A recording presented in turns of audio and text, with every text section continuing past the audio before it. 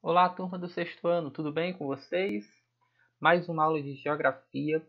E nessa aula de geografia, a gente vai continuar estudando sobre a população mundial. Conteúdo esse aí do capítulo 14, certo? Essa é a nossa segunda aula do capítulo 14 sobre a população mundial. E nessa aula nós iremos tratar sobre o ritmo de crescimento da população e também sobre um conceito muito importante para a geografia da população, que é o envelhecimento da população e quais as consequências que esse processo causa para a população em si, certo? É importante nós lembrarmos o seguinte, que a população mundial, ao longo do tempo, ela foi sofrendo variações, certo? Principalmente no que diz respeito quantidade.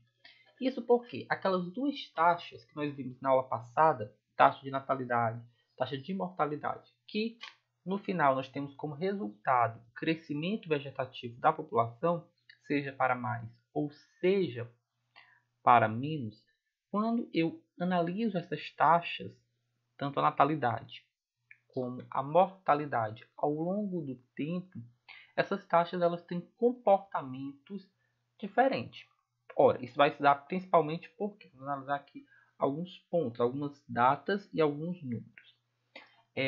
Até o século XVIII, a gente tem um ritmo de crescimento da população mundial muito lento. Isso vai se dar por quê? Quando eu falo crescimento lento, eu estou falando em termos percentuais de números.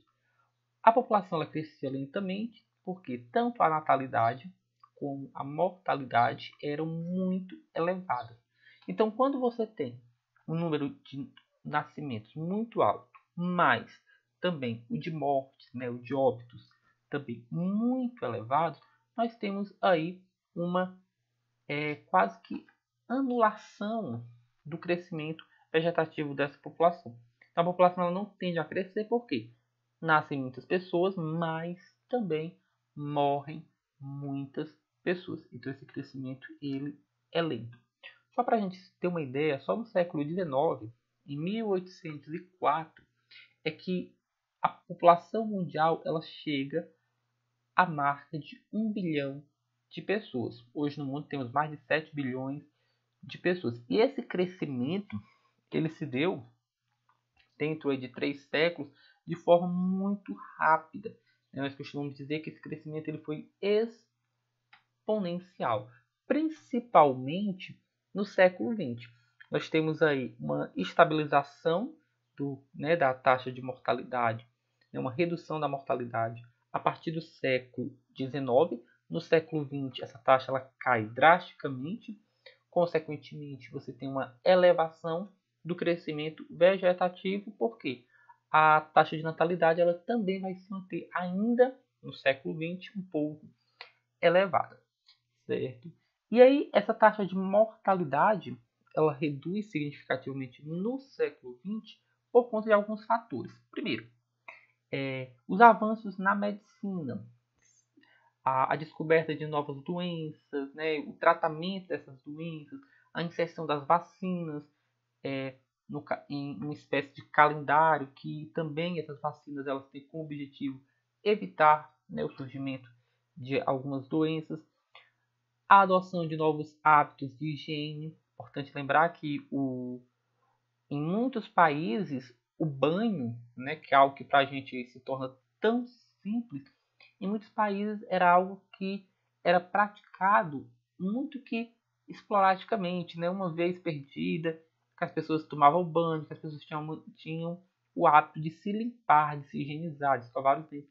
Então, esses hábitos, né, de higiene, eles, a partir do momento que eles são inseridos na população, eles também refletem uma melhor qualidade de vida, porque as pessoas tendem a ter menos doenças, né? Só por conta de um simples banho. E a melhoria do saneamento básico. Se a gente pegar muitos países na Europa e até outros lugares do mundo, até o século XX, o esgoto, né, as fezes das pessoas, dos animais, a urina, era lançada na rua e as pessoas passavam sobre isso, tinham contato com isso diretamente. Então, esses dejetos que eram lançados pelas pessoas, eles se tornavam vetores de propagação de doenças e que também acarretava aí numa maior taxa de mortalidade. Então, a partir do momento que o saneamento básico ele teve melhores significativas, a taxa de mortalidade ela diminuiu, por conta que também houve uma diminuição no número de doenças. E aí a gente tem um fenômeno de crescimento populacional entre 1959 e 1999, dentro de 40 anos, em que a população mundial, ela, até 1959, ela triplica do que era ela no começo do século XIX, e no final do século XX ela vai para a marca de 6 bilhões de pessoas. Então percebam que em um pouco mais de 200 anos, quase 200 anos, a população ela cresce 6 vezes mais. E isso vai se dar justamente por conta dessa maior redução da taxa de mortalidade. Mas é lógico que o século XXI, e nós estamos falando num contexto mais atual, esse ritmo de crescimento da população ele vem diminuindo. Por quê? Uma importante taxa, que é a taxa de fecundidade, que é a que mede o número médio de filhos por mulheres ao longo da sua vida fértil, ela vem diminuindo drasticamente. E aí, o principal responsável por essa redução da taxa de fecundidade são alguns fatores relacionados ao novo papel que a mulher desempenha na sociedade. Então, as mulheres elas estão tendo menos filhos, por quê? Nós estamos tendo um fenômeno que é chamado de urbanização. A urbanização ela nada mais é do que o aumento, um processo caracterizado por um maior número de pessoas nos grandes centros urbanos, nas cidades, nas grandes cidades, nas médias cidades. Então, as pessoas que até o século XVIII tinham um modo de vida muito agrário, muito ligado ao campo, ao trabalho ali na roça, a agricultura, a criação de animais, passa a ter um modo de vida mais urbano. Nas cidades, o custo de vida ele é mais elevado. E para compensar esses custos elevados, a mulher ela passou a desempenhar papéis de trabalho fora de suas residências. A mulher ela passou a ficar mais tempo fora de casa. Consequentemente, em muitos casos, ela não tinha com quem deixar os seus filhos. Então, uma das opções encontradas pela mulher, dado esse novo papel que ela desempenhava na sociedade, era de ter menos filhos.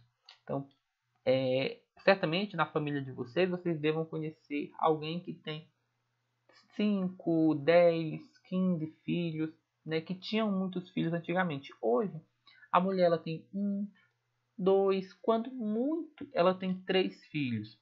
Então, isso vai se dar justamente por conta desse novo papel. E para evitar a gravidez, evitar ter filhos, as mulheres passaram a contar com o uso de métodos contraceptivos. Esses métodos contraceptivos, eles evitam a gravidez e, consequentemente, a mulher ela passa a ter menos filhos. E aí, uma questão importante, uma interrogação importante para os números que nós temos atualmente. Se as mulheres elas estão tendo menos filhos, por que a população mundial, a população da Terra, continua aumentando?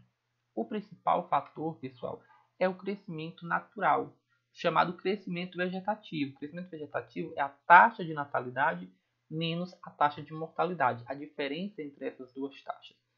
Mesmo com uma redução da taxa de natalidade, a taxa de mortalidade ela reduziu drasticamente. Ela reduziu bem mais do que a taxa de natalidade.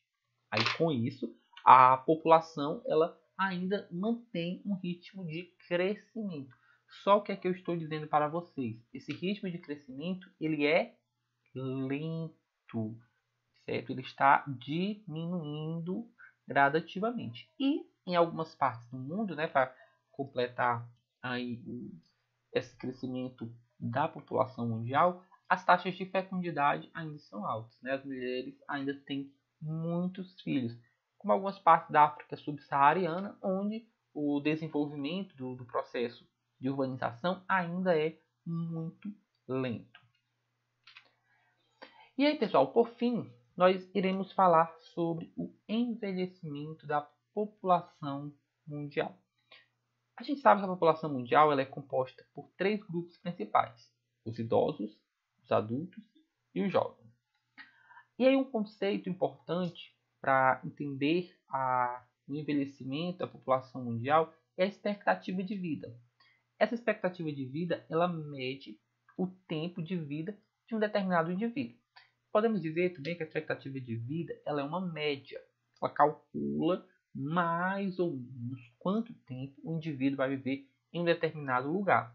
Isso porque a expectativa de vida ela vai considerar, entre outros fatores, a própria vida, né? A qualidade de vida daquele indivíduo, o acesso a tratamentos de doenças, né? A saúde, a educação, ao saneamento básico, ao trabalho. Então, tudo isso são fatores que impulsionam as pessoas a viverem mais ou a viverem menos.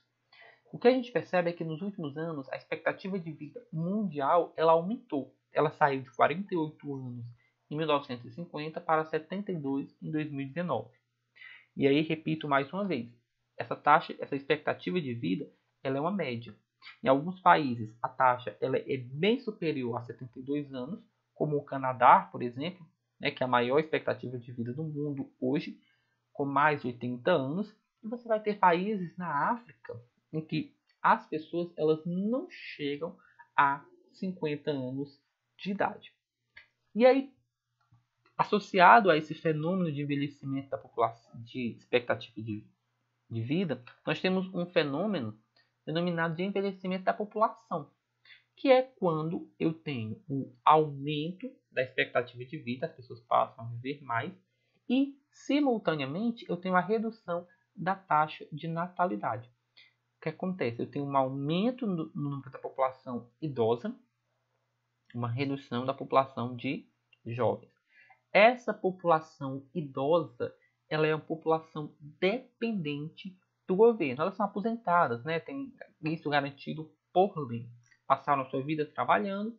Quando chega um determinado período da sua vida, eles recebem por direito uma aposentadoria do governo, né? Vão passar um tempo, né, mais descansando e tudo mais. E com a redução da taxa de natalidade, você tem menos jovens, que no futuro esses jovens eles vão se tornar mão de obra para o mercado de trabalho.